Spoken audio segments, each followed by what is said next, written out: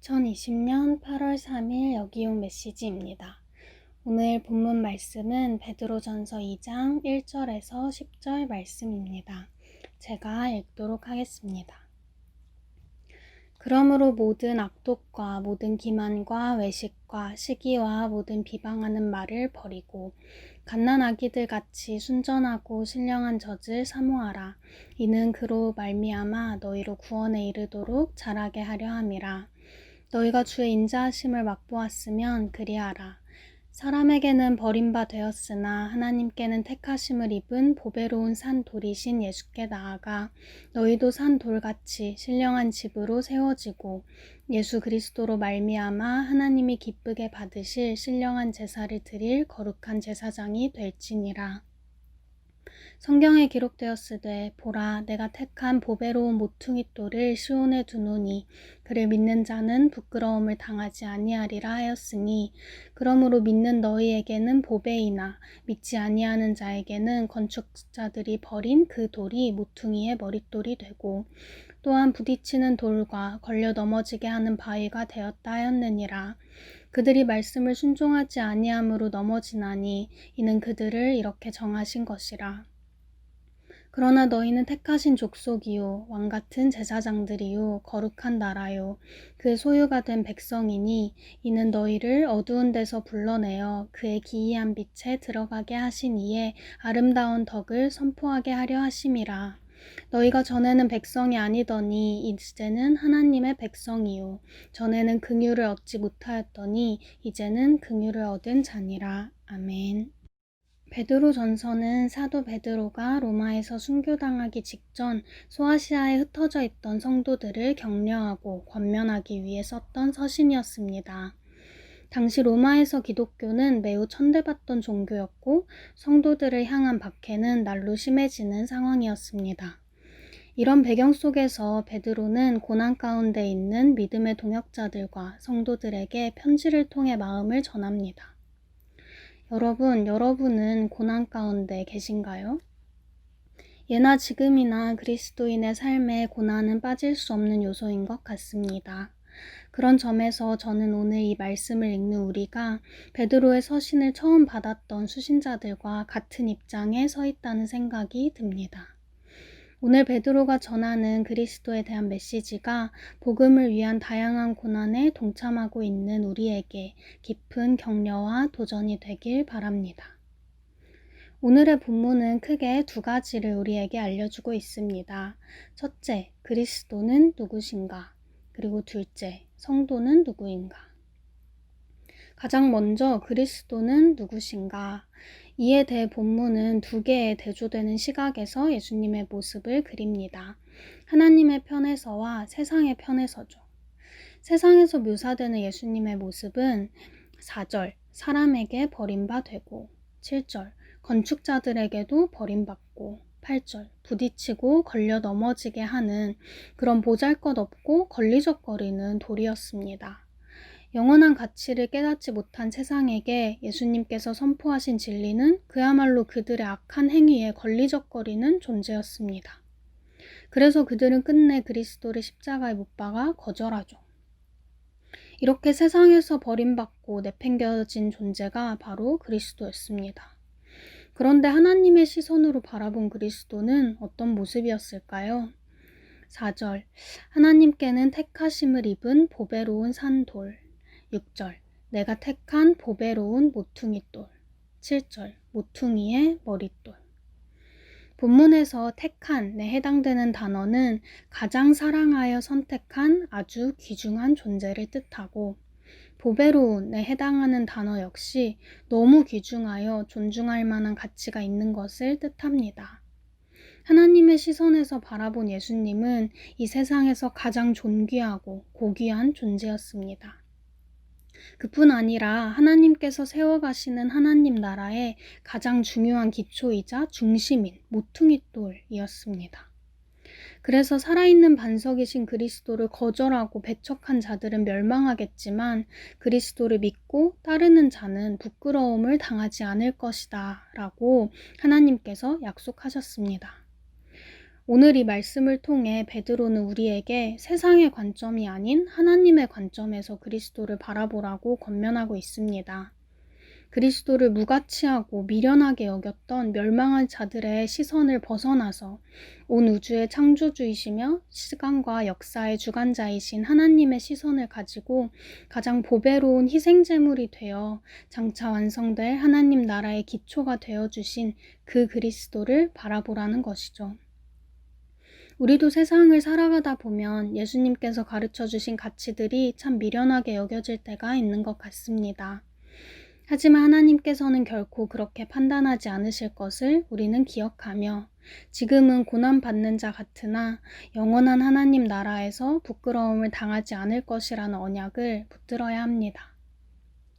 그렇다면 그리스도를 믿는 성도는 누구일까요?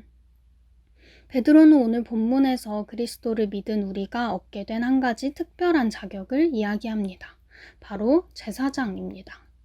제사장에 대한 언급은 본문 5절과 9절에 등장하는데요. 유대인들에게 제사장은 어떤 사람이었을까요? 제사장은 언제든 하나님 앞에 나아갈 수 있는 특권을 부여받은 자였고 삶의 모든 영역이 언제나 하나님 앞에 정결해야 했으며 대중의 죄를 대신 짊어지고 여호와 앞에 나아가는 사람이었습니다. 엄청난 특권과 거룩한 부담감이 동시에 주어지는 자리였죠. 베드로는 바로 그리스도의 성도인 우리가 제사장이라고 이야기합니다. 사실 이것은 엄청난 신분 상승입니다.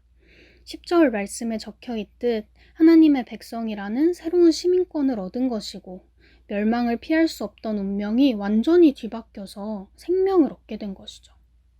하나님을 절대 마주할 수 없었던 우리가 그리스도를 통해 하나님과 회복된 관계를 누리게 되었습니다. 언제든 하나님을 만날 수 있게 되었죠. 또 씻을 수 없는 죄로 가득했던 우리가 의롭다함을 입었고 성결한 삶으로 부름받았습니다. 이건 단순히 없던 능력이 생겼다던가 좋은 것을 경험했다는 차원의 것이 아니었습니다. 죽음에서 생명으로, 조차 꿀 수 없는 절망에서 무한한 희망으로, 말 그대로 어둠만 가득하던 공허한 공간에 빛이 한순간에 밝게 빛난 것입니다. 그런데 왜 이 놀라운 은혜를 경험하게 하신 걸까요? 9절 하반절에 그 이유가 나옵니다. 이는 너희를 어두운 데서 불러내어 그의 기이한 빛에 들어가게 하신 이의 아름다운 덕을 선포하게 하려 하심이라. 바로 이러한 하나님의 속성과 역사를 선포하기 위함입니다. 이것은 성도의 책임이자 의무입니다. 성도로서 부담을 가져야 하는 영역인 것입니다. 하나님의 아름다운 성품과 놀라운 구속 역사를 곳곳에 전해야 합니다. 여러분, 그리스도의 보혈로 우리가 택함받은 족속, 왕같은 제사장, 거룩한 나라, 주의 소유된 백성임을 진정 믿으신다면 우리에게 주어진 복음 전파의 사명을 외면해서는 안 됩니다. 네, 지금까지 우리는 그리스도와 성도에 대해 살펴보았습니다. 베드로는 믿음의 성도들에게 눈앞에 보이는 핍박에 사로잡히지 말고 보배로운 모퉁이돌 대신 그리스도를 바라보라고 권면합니다. 또한 그리스도의 성도가 되어 특별한 부르심을 받은 자로서의 정체성을 잊지 말라고 당부합니다. 저는 베드로의 이 메시지가 당시 수많은 성도에게 그러했듯 여러분에게도 다시 고난에 맞서 싸울 힘이 되는 말씀이 되면 좋겠습니다. 그런데 사실 세상은 참 호락호락하지 않고 우리는 너무 연약한 죄인입니다. 서두에 이야기했듯 베드로 서신의 최초 수신자들도 오늘 이 말씀을 읽은 우리도 피할 수 없는 고난 속에 허덕이며 살아가고 있습니다. 그래서 십자가의 은혜를 경험했고 빛으로 부름받은 자로서의 사명을 알긴 하지만 때로 사방에서 조여오는 고난 앞에 무기력해집니다. 도저히 힘을 내지 못하겠는 순간이 찾아옵니다. 그때는 어떻게 해야 할까요? 마지막으로 본문 2절과 3절을 살펴봅시다. 갓난 아기들같이 순전하고 신령한 젖을 사모하라. 이는 그로 말미암아 너희로 구원에 이르도록 자라게 하려 함이라. 너희가 주의 인자하심을 맛보았으면 그리하라. 베드로는 우리에게 갓난 아이들 같이 하나님의 신령한 말씀을 의존하고 사모하라고 이야기합니다. 갓난 아이가 생존을 위해 어머니의 젖을 절실히 찾고 의존하는 것과 같이 그리스도인은 하나님의 말씀으로부터 오는 영적 공급이 있어야만 자랄 수 있다는 뜻입니다. 다른 말로 하면 그리스도인이 세상에서 고난을 이겨내고 빛과 소금으로 살아가기 위해 필요한 것은 어떤 능력이나 재물이 아니라 오직 하나님으로부터 비롯된 신령한 채우심이라는 것입니다. 그래서 우리는 살기 위해 말씀을 먹고 예배를 드려야 합니다.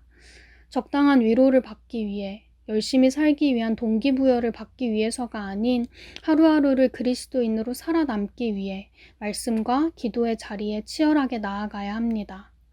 하나님을 만나지 않고서는 살 수 없다는 고백을 드려야 합니다.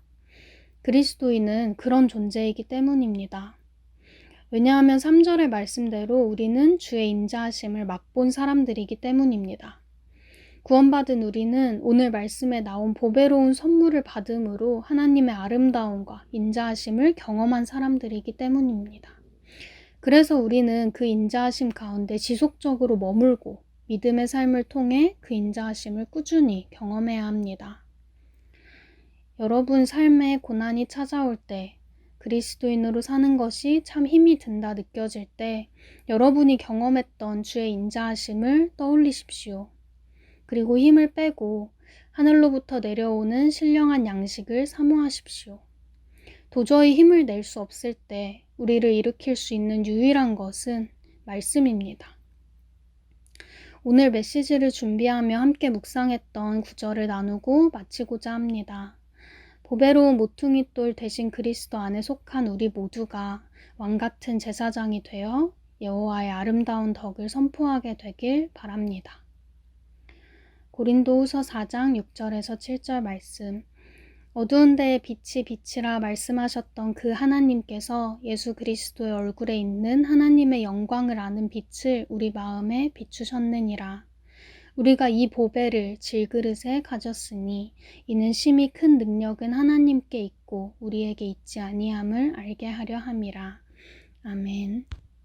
이어서 화면에 뜨는 기도 제목을 가지고 지체들과 함께 기도하신 후에 개인 기도 시간을 가지면 되겠습니다.